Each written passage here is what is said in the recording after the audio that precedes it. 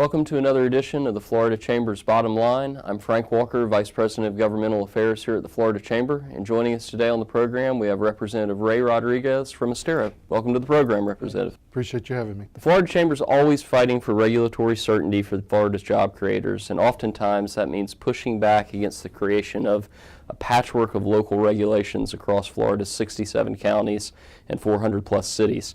This year you sponsored legislation, HB 191, that aimed to provide some regulatory certainty around actually quite an old energy technique called hydraulic fracturing. How would have your bill brought certainty to Florida's burgeoning industry, or energy industry? What the bill would have done is updated our statutes when it comes to the regulations of oil and gas. It would have empowered DEP to create a specific permit for the unconventional extraction technique, which we know as hydraulic fracking.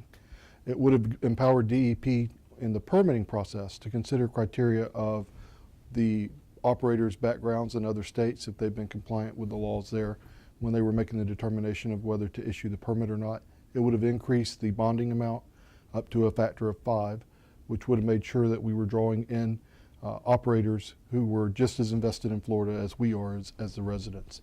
And it would have provided a degree of regulatory certainty for these businesses to come into Florida. Sure. So it sounds like really if you wanted to see fracking regulated, this was an opportunity. This wasn't a bill to give a free pass to the industry, quite the contrary. Absolutely, and this is where the environmentalists have completely gotten it wrong. Under our existing statutes, a company can come in, apply for a conventional extraction permit, and then just make the decision they want to transfer over to unconventional means. And all they have to do is provide DEP a workover notice. So DEP does not have the ability to go in and make the determination this is a procedure we're going to authorize you to do or not. Once they've issued that permit for the conventional drilling, they're permitted.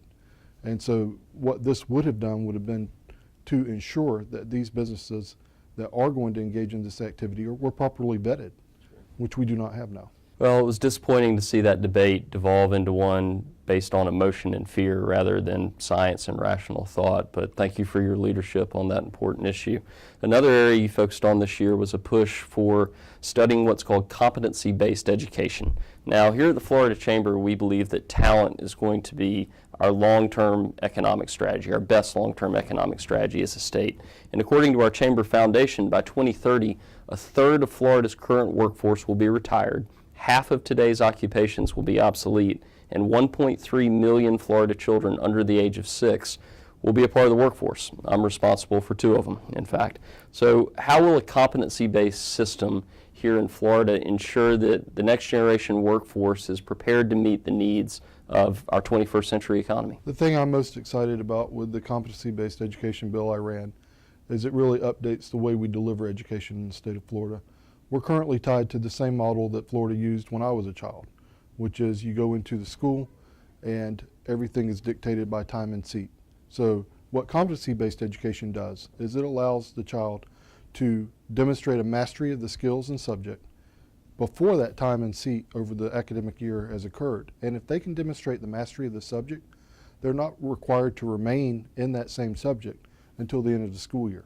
As soon as they've demonstrated the mastery of the concept, they're allowed to continue their education and go on to the next level. And so what we've done is we moved away from a one-size-fits-all model, and what we're allowing now is a personalized education plan for each child, which will allow them to reach their potential and reach their potential more quickly. Well, we're nearing the end of session, and there's several big-ticket items that are still unresolved. A lot of education policy is part of that unresolved discussion, but can you give our members an idea of what to expect over the final several days, and do you have a prediction for sine die when we actually drop the hanky? Yes, I believe we will finish on time on Friday. I think we'll sine die around somewhere between 5:30 and 5:45 would be my prediction. Lastly, as you know, the Florida Chamber prepares an annual legislative report card that illuminates how legislators supported pro-jobs and pro-business issues, and then they receive a grade based on that record.